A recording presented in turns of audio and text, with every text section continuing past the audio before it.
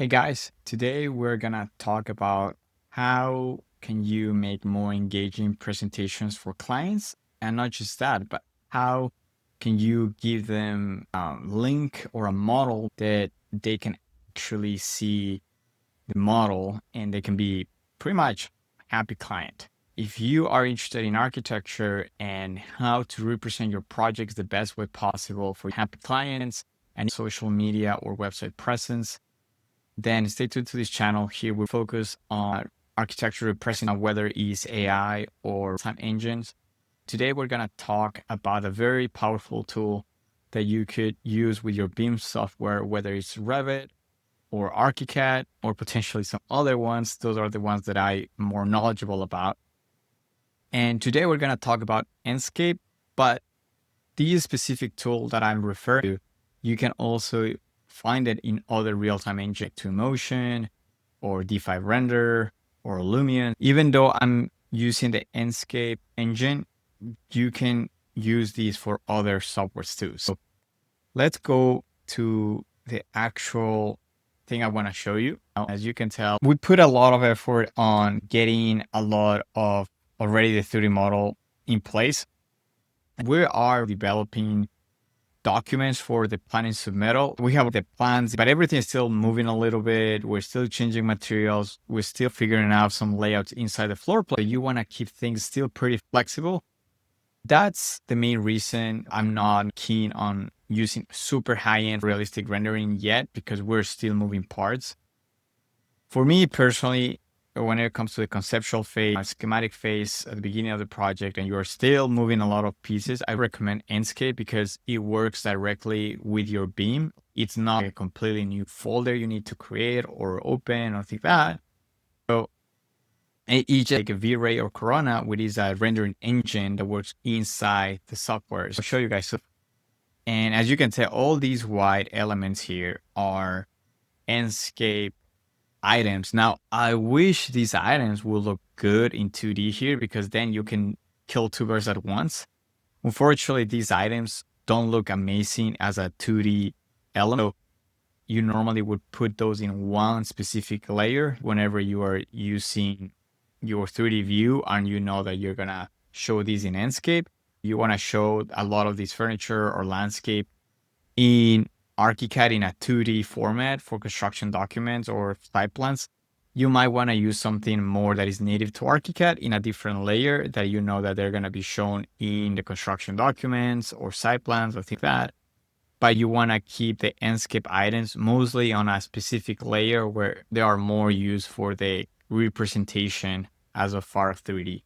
But now that I've talked a lot about these and how I'm using it, the main tool we're going to talk today is the mono panorama views, because there's ways that you can create walkthrough on these items, but a lot of times these will take a lot of batching images and creating, having to go to a third-party software to batch them and create a walkthrough. Now, there's a few things. For instance, if you have ArchiCAD, you have BIMX.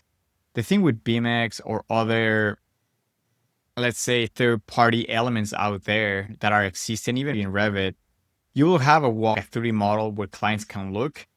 But what I've noticed is that the quality of the rendering is not there. And they're still very animated, right? I don't know if I can show you this right now because I don't want to spend too much time in this video. The quality of the rendering, even though it's great to have a 3D model and they can do walkthrough, you can complement it with that. But as far as having the quality of, for instance, a website that I'll see is Envis. Now, this is great when you're working with 3ds Max, but whenever, for instance, you are working with these, right? So you can do a 3D walkthrough. The problem isn't 3ds Max, but if you're doing it with architects, with ArchiCAD or Revit, the problem with that I'm seeing is not that different from BIMX. And BIMX is already something that you can use pretty much for free whenever you're using your ArchiCAD license. And I'm sure probably Revit has some of that too. Even though it does have some cool stuff, for instance, the quality is not as different as BIMX. Enscape has a much better quality as far as the architecture representation. But for you to not be using a third-party software, you can still use the panorama. In that way, You can get maybe 4 images, one for wherever you are looking, 2, 3, and 4. So it's not necessarily a walkthrough, but it allows you to have a complete 360 view of the whole place where you are setting the 3. If you are showing residents, you just need 4 or 5 of these images to show the complete scope of the project. We're going to create one right now. And the last thing before we actually create this, just know that for these to really work properly, I will suggest you first set the view that you want as far as the lighting and the atmosphere and the materials. For better results, you have to have a good 3D model, right? Even though you can tell it's still not a detail, right? Still massing. The important elements of the architecture as far as the roof or the walls and stuff, you really want to make sure that you have those modeled, because that's really what's going to give it an extra sense of detail and realism to the rendering. Spending some time setting up the right materials, the grass, the trees, getting the right furnishing, right? Or at least something that looks remotely what you want. And that being said, once you have the model in place, you can do it 2 ways. You have to make sure that you're in the perspective view, and you can choose either, or you want to have the navigation mode or you want to have the walk mode. Most of the times I prefer the walk mode, because whenever you're going to do this, people are normally want to have a sense of the eye view of the image for you to do that. Before you export it, I will recommend, unless you have an aerial view, which is fine, I will recommend you to do the walk mode there, have it in walk mode, and come here. And we're going to do the mono panorama, because it is something you can share with clients and they don't need goggles or things like that. When we click on that, it automatically going to start exporting the panorama, and it's going to be creating a 360 image of where you're standing.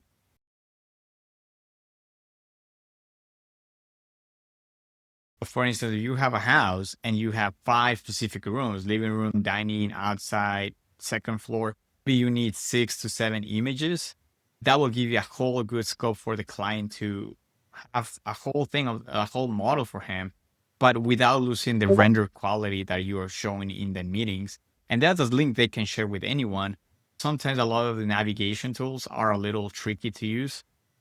So once you export that, you have to go to ArchiCAD, or you're using SketchUp or Revit or whatever. You have to go to the icon that says upload management. What it's going to do is going to create a folder here for you. So these are all other ones I have already created. Once you have this one, upload it to the cloud, you can download, and it will bring you a lot of images where you can batch somewhere the Enscape cloud, and that way you can create copy of the link. So once it's uploaded, you click on the 3 buttons here, and you can say copy link, or you can copy a bar. But I'm going to say open in web browser for now, since we're just testing it. And now this is what you get as far as the 360 image. You see how the client can still get that nice sense of that quality rendering without losing the quality as far as materials, or looks more animated. And then here you can refine the 2D line work and everything in Enscape on the styles and everything. And then you can do exactly the same for the other spaces. You can copy this link and send that via email to one of your clients saying, hey, here's the image for that. Here's the image for this other thing.